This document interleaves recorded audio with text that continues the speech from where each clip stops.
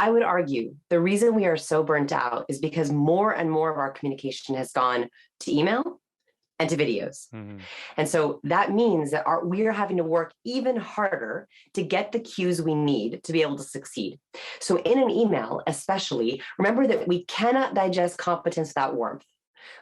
Competence without warmth leaves us feeling suspicious. So in an email, what can happen is, especially in a chain, is you lose the warmth, and that under-signals trust.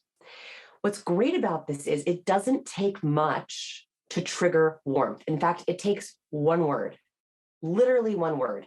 And I did this research with Dr. Paul Zak. So Dr. Paul Zak, he's like the oxytocin researcher. I adore him. He's done so much incredible work on how our chemistry helps us connect. And right at the start of the pandemic, I reached out to him and I said, what are we going to do with this lack of oxytocin? And so we had some ideas. We wondered if, okay, when we meet a person and we make eye contact and we shake hands or we hug or we fist bump or we cheek kiss, we get this burst of oxytocin. We wondered if we could say what we were missing, and that would replace the oxytocin or the engagement. So what we did is he has a software that he's created in his lab. He has a lab called Immersion Neuroscience, where he puts it on people's smartwatches and it measures their skin conductance and their heart rate. So it's a way of measuring literal engagement. It doesn't measure blood, right? I wish we had smartwatches that could take our blood, but not yet. So it measures skin conductance and heart rate. And he has this software. So what we did is we had people put this software on their smartwatch. And I filmed 2 different versions of videos. One video, I used neutral positive statements. Things like, so happy you're here. Welcome to the call. Happy to talk to you. So neutral positive, ways that we often start our conversations emails. In the second video, and by the way, that got a little bit of skin conductance. Okay. A little bit. Yeah. A little bit. Still pretty good. The second video, I said what I wished I could touch. So if I were to meet someone, I would typically give them a handshake. So I'm like, I'm sending you a handshake from here. I'm sending you a virtual hug. I wish we could cheek kiss, but alas, this will have to do. So I had statements where I said the physical touch that I would have done when we met. On that video, it was double the amount of engagement. So even just in an email, thinking, what would I say or do to this person in person? You can say. That doesn't necessarily have to be a touch word, but it can be an engagement word. Like, there's a very big difference between, do you have the documents for the meeting next week? Okay, very high competent, right? You're like, ugh, that's an email that you let go to the bottom. Versus, hi team, was hoping you could help me with something. Do you have the documents for the meeting next week? What that does is you're actually cueing their brain. You're reminding them we're a team. Team is a great engagement word. It literally is like, if we were in person, we'd be sitting around the table as a team. You're also saying, I was wondering if you could help me with something. Help is also a very powerful word. The other thing you could do, the next level here, is you can think about, how do you want someone to feel before, during, and interacting with you? What is the emotion that you want to cue? If you want someone to be warm, you should be using warm words. Collaborate, trust, can't wait to work together next week. If you want someone to be competent, can you use more positively competent words? Win, productive, efficient, brainstorm, power through. Those cues are your way of giving gifts to the people you're dealing with. You're literally saying, I want to cue you to be your best self, and so I'm going to gift you those words.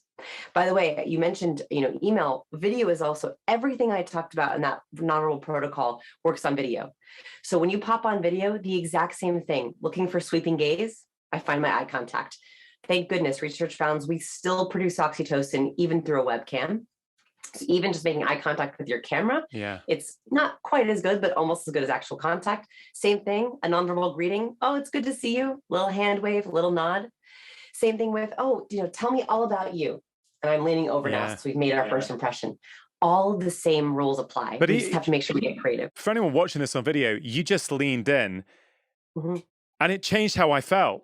Like, it literally, I'm like, oh, she's really interested. Man, I think this is huge, absolutely huge, given how much we communicate electronically now, where, frankly, it's verbal. There's no non-verbal there. And we're saying 65 to 90%. So maybe as much as 90% of your kind of human communication is not there.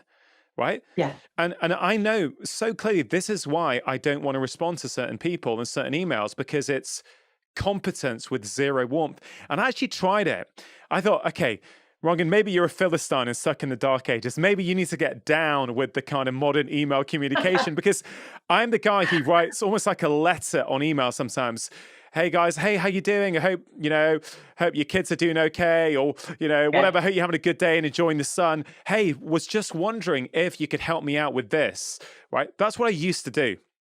I thought, I think I tried for a few weeks. I kept seeing people like email me differently. I thought, I'm going to try this. I'm just going to go, hey, how'd it go? Where's the video? Where's this?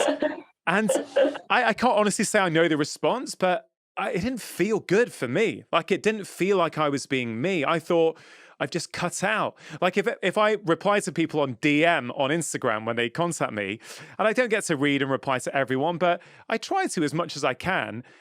I'm like, I feel bad just giving a quick answer. I always feel like I'm almost writing a 1 or 2 paragraphs, because otherwise it feels non-human. I think this is such a big point for, yes, our generation, but even kids now who are growing up with a lot of electronic communication. How can we bring that humanness to that electronic communication? I think that means text message as well, right? Oh, absolutely, text messages. And by the way, I just want to make a note here is like, you would never walk into someone's office, open the door and say, do you have that video for me next week? Close the door. Right.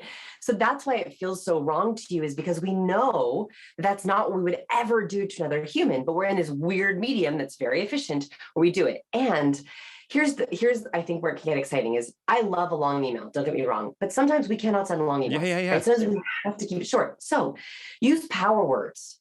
It is absolutely okay if you're like, okay, I have one quick question. I don't want to have a whole like, dear team, I hope your children are doing well. Like, for the important emails, I do hope you do that. For the quick ones, you can even add 1 or 2 words like, quick help, if you don't mind, answer. Right. So like, even just adding in like a little bit of extra humanity, and I do want you to think of it as adding in humanity, that warmth is going to get you a better reply. That warmth is going to make it smoother. Text messages are interesting because text messages can mimic slow conversation, right? Like, if we text someone and they text us right back, it is a little bit of a back and forth. And so it's sometimes okay to have short answers because we're having this back and forth. What I want to make a note of for text messages is emojis, exclamation points. So I talked about warmth and competence, right? So your best emails are hopefully a blend of warm words and competent words.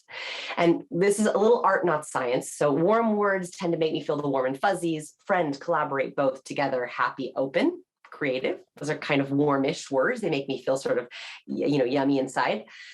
Competent words make us want to get things done. They make us feel capable, win, achieve, master, productive, brainstorm, power through, efficient. Those words want me to get things done. So I can usually tell when someone comes into our lab, I ask them to open up their email sent folder, which is always a fun thing to do. And I count the number of warm words and competent words in their emails. I highly recommend, if you're willing, after this show, open up your email sent folder, pull up a recent important message and count the number of warm versus competent words. That will tell you exactly what cues, what impression you're giving off to others. And then you can be more purposeful. So emojis are highly warm. So one smiley face is worth 1 warm word. Exclamation points are highly warm. 1 exclamation point is worth 1 warm word. What can happen here is, have you ever been emailing with someone or texting with someone and you just feel like you're not on the same page? It can be because they are using too many warm words. So a funny kind of thing to think about here is, are you an exclamation point user or not? There are some folks who are highly competent. It's physically painful for them to put an exclamation point in a text message. Physically painful. And they have to like force themselves to add that exclamation point. That is your natural human instinct to add warmth. If you're texting with someone who uses a lot of emojis and exclamation points, you go, well, I better mirror them. I better respect them. Okay, I'll try to add an emoji. On the other hand, percents, dollar signs, or amounts of money, numbers, charts, graphs are highly competent. So for example, in healthcare, if you're sending results back or you're giving specific advice, that's extremely competent. It's going to be harder for people to remember and activate the advice you give if you don't have some of those warm things to start and end. It's so powerful. And I mean, fundamentally, Vanessa, what your work and book is about, to me at least, is enhanced communication, right? How do we communicate better? And Yes. what better skill could there possibly be in life? Because communication is our relationships. Our relationships are the number one factor for our happiness. And I think our longevity, it's the quality of our relationships. If we can't communicate well, if we can't communicate effectively, that impacts every aspect of our life. So as you said, with teaching your daughter, it's like naming emotions, right? Many of us don't learn how to do that. And we know from the research, if we can name emotions, it makes us more, able to deal with them and process them because we can label them. And I'm feeling that very much a similar kind of idea with your work is that, well, if we understand these cues, it's not dry. It's like it helps us actually be more human in a world that is, I guess, taking us away from, in many ways, who we have been for so long on this planet. And it's just almost just bringing that back in. But also I love, let's embrace electronic communication. How can we learn and make that better? So I love it. I mean, I think it's such a practical guide, this book, for everyone, and no matter who you are. The reason I think it impacts health as well is because... Yes, let's talk about health. When we get communication wrong, or let's say we're presenting to our work colleagues, and we don't quite get it right, and the idea doesn't land, we don't feel good afterwards, right? So what happens when we don't feel good? We need to do something to manage that, which can often be, diving into the chocolate biscuits or needing half a bottle of wine after work. Coffee. Yeah, exactly. Again, I'm not saying there's anything necessarily wrong with those things in isolation, but a lot of the time our behaviors are downstream consequences for how we feel. And I don't think it's a tenuous link at all. I think it's very strongly linked that if we can communicate better and more authentically, we're going to need less distractions to kind of numb those feelings of discomfort. And this is actually what really pushed me into this work was actually health. In that, as a social overthinker, as an awkward person, I would get into bed at night and I would replay every bad conversation in my head. And when I didn't know how to communicate, I was having a lot of them, right? I was having a lot of weird miscommunications, bad emails. People weren't replying to me, weren't responding to me. And so I would lay in bed for hours, over analyzing these conversations, pumping cortisol, feeling adrenaline, laying in bed at 11 p.m. at night, because I knew that I was getting something wrong, that something was off with my relationships. The famous study that we feel social pain in the same area that we feel physical pain.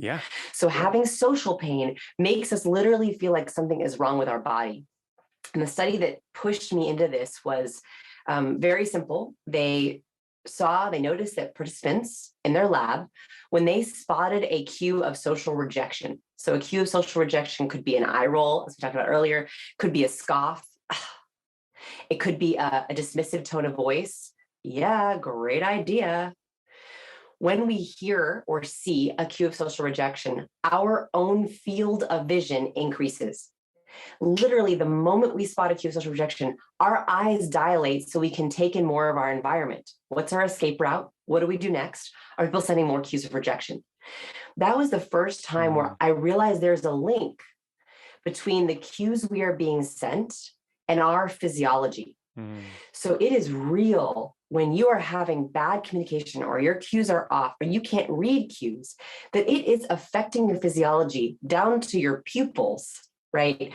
That's changing how we sleep, how we eat, how much sugar we need, and also our cortisol and our adrenaline levels. If you enjoyed that clip from my podcast, here's another powerful clip that is really going to help you with your health and happiness. Breathing is the life force, and you are able to stop it, to manipulate it. Take them on, guys, because you will be ready to take on any stressor in the world.